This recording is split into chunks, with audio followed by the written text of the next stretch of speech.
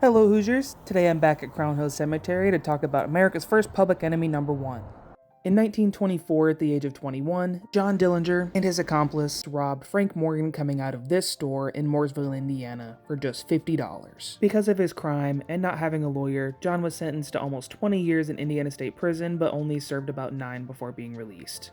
After his release in 1933, Dillinger and his gang launched an infamous spree of bank robberies, starting with Commercial Bank in Daleville, Indiana.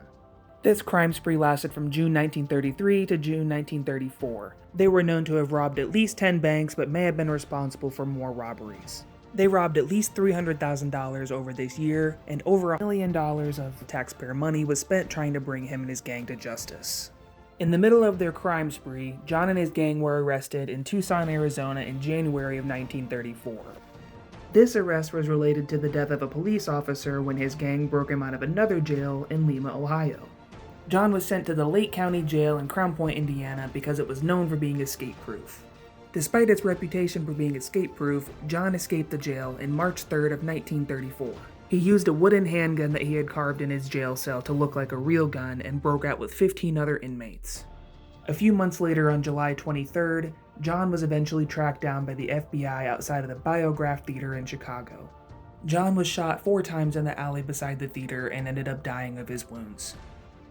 After being killed by the FBI, his body was brought to the Cook County morgue where his body was viewed by over 15,000 people before being transferred here 2 days later to be buried in Crown Hill Cemetery. This is not John's original headstone, as it has been replaced several times due to people coming and vandalizing it, chipping off pieces to take home as souvenirs. If you talk to the staff at Crown Hill Cemetery, they'll tell you that Dillinger's grave is by far the most popular grave in this cemetery. In 1943, it had been so popular that the ground around the area had been worn bare by all the foot traffic around it. Make sure you follow this page so you can see the next video about a world-famous poet and a former US president that occupied the same cemetery as this world-famous bank robber.